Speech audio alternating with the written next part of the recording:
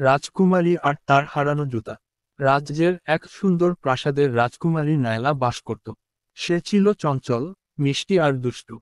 তার সবচেয়ে প্রিয় ছিল একজোড়া ঝলমলের সোনালি জুতা, যা তার জন্মদিনে উপহার পেয়েছিল। একদিন রাজকুমারী প্রাসাদের বাগানে খেলছিল।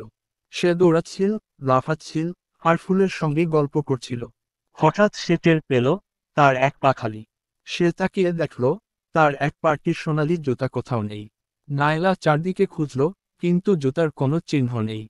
সে মন খারাপ করে বলল, আমার প্রিয় জুতা কোথায় গেল? নায়লা ঠিক করল সে নিজেই তার জুতা খুঁজে বের করবে। প্রথমে সে গেল রাজ্যের ময়ূরদের কাছে। সে জিজ্ঞেস করল, তোমরা কি আমার সোনালি জুতা দেখেছ? ময়ূররা মাথা নেড়ে বলল, না রাজকুমারী, আমরা তো নিজেরাই আমাদের পালক নিয়ে ব্যস্ত। এরপর সে গেল প্রাসাদের বাগানের খরগোশদের কাছে। খরগোশরা বলল, আমরা তো শুধু গাজর খেয়েছি, জুতা খুঁজিনি। রাজকুমারী এবার ছোট্ট নদীর কাছে গেল। সে জিজ্ঞেস করল, ও নদী, তুমি কি আমার সোনালি জুতা দেখেছ? নদী মৃদু হাসল আর বলল, তোমার জুতা? হ্যাঁ, আমি এক কাঠবেড়ালিকে ওটা নিয়ে যেতে দেখেছি। নায়লা ছুটে গেল গাছের ডালে বসে থাকা কাঠবেড়ালির কাছে।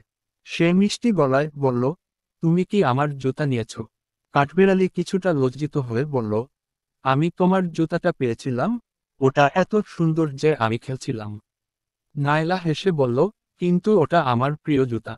তুমি যদি ফেরত দাও, আমি তোমার জন্য মিষ্টি বাদাম আনব।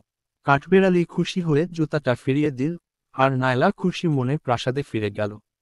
কোনো কিছু হারিয়ে গেলে মন খারাপ না করে খুঁজে বের করার চেষ্টা করাই ভালো। আর মিষ্টি কথায় সব সমস্যার সমাধান হয়।